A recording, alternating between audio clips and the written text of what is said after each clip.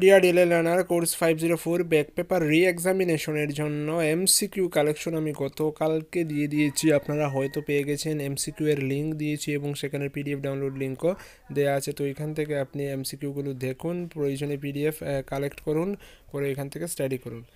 তো 5 অ্যান্ড 10 মার্কসের জন্য যে প্রশ্নগুলো শিখতে হবে কোর্স 504 থেকে, সেগুলো আজকে দেখিয়ে দিচ্ছি। অর্থাৎ একটা সাজেশন দিয়ে দিচ্ছি কোর্স 504-এর 5 অ্যান্ড 10 মার্কসের। ওই সাজেশন ধরে ধরে পড়লেই কিন্তু আমার মনে হচ্ছে যে আপনার পরীক্ষা ভালো হয়ে যাবে। এবং তারপর বলছি সাজেশনের আনসারগুলো কিন্তু আপনি পেয়ে যাবেন। কোথায় পাবেন, কীভাবে পাবেন, সেটা আমি পরে বলছি।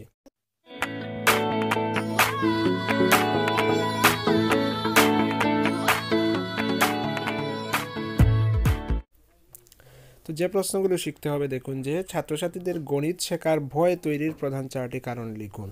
তো সেটা তো অবশ্যই শিখতে হবে। বা গণিত ভীতি এর প্রধান কারণগুলি কী কী সেটা শিখবেন। গণিত শিক্ষণকে কীভাবে আনন্দদায়ক করা যায় সেটাও শিখতে হবে। অর্থাৎ 1, 2, 3 নাম্বার কোয়েশ্চন এগুলো শিখবেন। 7 নাম্বার কোয়েশ্চনটাও শিখতে পারেন যে গণিত শিক্ষার প্রধান লক্ষ্য এবং নির্দিষ্ট লক্ষ্যগুলি লিখুন। তারপর হচ্ছে 9 নাম্বার কোয়েশ্চেন, বিদ্যালয়ে গণিত শিক্ষণের প্রধান সমস্যাগুলি আলোচনা করুন। এই প্রশ্নগুলো শিখতে হবে। এখানে কিন্তু অনেকগুলো প্রশ্ন রয়েছে, তো সবগুলো শেখার প্রয়োজন নেই। যেগুলো নাম্বার বলছি এগুলোই আপনি শিখে নেবেন। 11 নাম্বার, কিভাবে গণিত শিক্ষণের ক্ষেত্রে শিক্ষার্থী সহায়ক পরিবেশ তৈরি করা যায় সেটা আপনাকে শিখতে হবে।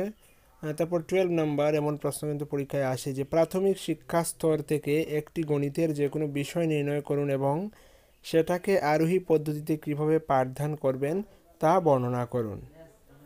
তারপরের প্রশ্ন হচ্ছে যে 15 নাম্বার, গণিত শিক্ষণের ক্ষেত্রে গণিতের ল্যাবরেটরি এবং লাইব্রেরির ব্যবহার লিখুন। তারপর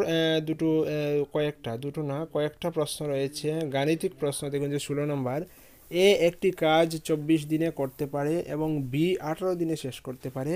একসাথে কাজ শুরু করে 4 দিন পরে এ চলে গেলে বাকি কাজটি সম্পন্ন করতে বি এর কতদিন লাগবে? এমন প্রশ্ন কিন্তু হতেই পারে। তো চিন্তা নেই, প্রশ্ন দিয়ে দিলাম, তার আনসারও কিন্তু পেয়ে যাবেন। কীভাবে করতে হবে সেটাও কিন্তু দেখিয়ে দেওয়া আছে। তারপর 70 নাম্বার প্রশ্ন, যে গোপাল 12% সুদে কিছু টাকা ধার নিল, 5 বছর পরে তাকে ধার শোধ করার জন্য 1280 টাকা দিতে হয়, তাহলে সে কত টাকা ধার নিয়েছিল? পরের প্রশ্ন দেখুন যে 80 নাম্বার, রঞ্জিতের কোনো একটি ফার্মের দৈনিক পারিশ্রমিক নিম্নরূপ, যে 120 টাকা করে 5 দিন পেয়েছে, 130 করে 4 দিন, 140 করে 7 দিন, 145 করে 6 দিন এবং 150 টাকা করে 8 দিন পেয়েছে। তো তার দৈনিক পারিশ্রমিকের গড় নির্ণয় করুন। পরের প্রশ্ন হচ্ছে দুটি সংখ্যার যোগফল 64 একটি অন্যটি থেকে 14 বেশি হলে সংখ্যা দুটি কী কী? তারপর রয়েছে আয়তাকার জমির দৈর্ঘ্য প্রস্থের চেয়ে 5 মিটার বেশি, জমির পরিসীমা 70 মিটার, জমিটির দৈর্ঘ্য নির্ণয় করো। একটি সমদ্বিবাহু ত্রিভুজের শীর্ষ কোণটি ভূমিস্থ কোণের থেকে 15 ডিগ্রি বেশি। প্রশ্নটা পুরো হয়নি। যে একটি সমদ্বিবাহু ত্রিভুজের শীর্ষ কোণটি ভূমিস্থ কোণ থেকে 15 ডিগ্রি বেশি হলে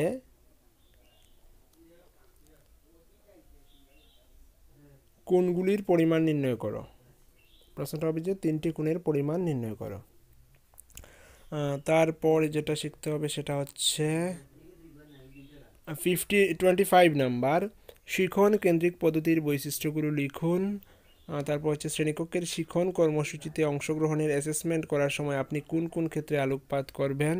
27, মুক্ত প্রশ্ন বদ্ধ প্রশ্ন কি? মুক্ত প্রশ্নের বৈশিষ্ট্যগুলি লিখুন এবং এদের মধ্যে দুটো পার্থক্য লিখুন। পরের প্রশ্ন হচ্ছে 28, প্রশ্ন বিচিত্রা কি এর বৈশিষ্ট্য লিখুন। গণিতে প্রশ্ন বিচিত্রার ব্যবহার লিখুন। এইগুলো একটু দেখবেন। তারপর 30 নম্বর কোয়েশ্চেন, যেটা যে গাণিতিক ধারণা যাচাই করার দুটি পন্থা উল্লেখ করুন যা পোর্টফোলিও ব্যবহার করে করা যেতে পারে। তারপরে হচ্ছে যে 32 নম্বর প্রশ্ন, প্রাথমিক বিদ্যালয়ে শিক্ষার্থীরা গণিত শিক্ষণের ক্ষেত্রে কি কি ভুল করে?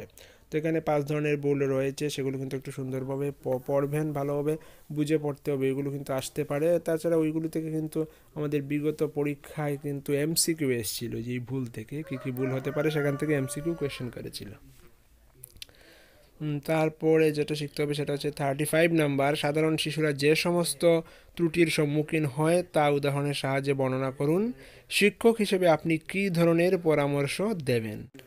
তারপরের যেটা প্রশ্ন সেটা হচ্ছে দেখুন যে চাঁদার সাহায্য ছাড়া 30 ডিগ্রি, 60 ডিগ্রি, 45 ডিগ্রি, 90 ডিগ্রি এবং 22.5 ডিগ্রি কোণ অঙ্কন করুন। তো এই যে প্রশ্নটা রইল সেটা কিন্তু আলাদা একটা ভিডিও রয়েছে, কিভাবে অঙ্কন করতে হয় হাতে কলমে দেখতে দেওয়া হয়েছে। তো সেটা আপনি কোর্স 504-এর প্লেলিস্ট খুঁজলেই পেয়ে যাবেন SMDN টিউটোরিয়ালে, ওটা দেখে নিলে কিন্তু অনায়াসে আপনি শিখে নিতে পারবেন কীভাবে এগুলো অঙ্কন করতে হয়। তো এইগুলো গেল 5 মার্কসের আনসার। এবার 10 মার্কসের জন্য কয়েকটা কালেকশন রয়েছে, দেখুন যে এইগুলো পড়ে নিলেই হবে। যে প্রথম প্রশ্ন হচ্ছে পেঁয়াজের দ্বারা জ্ঞানী বিকাশের ধাপগুলি কী কী, প্রত্যেক ধাপের প্রধান বৈশিষ্ট্যগুলি আলোচনা করুন।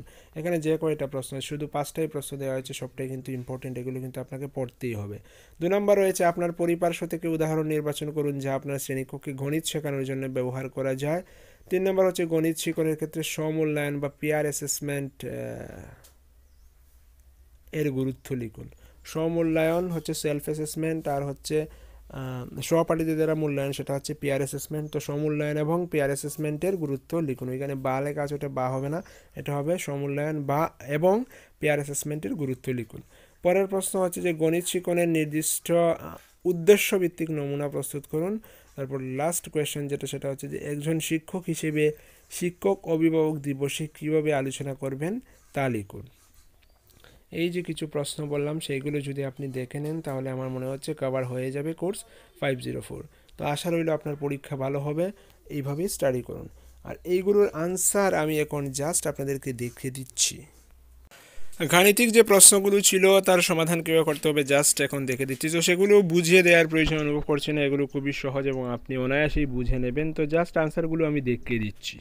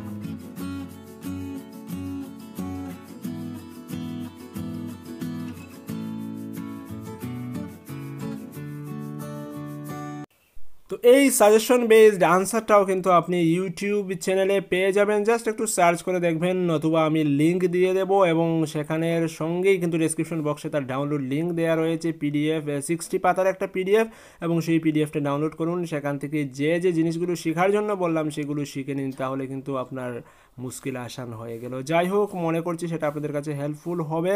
Keep studying and stay tuned with SMDN tutorial. Thank you.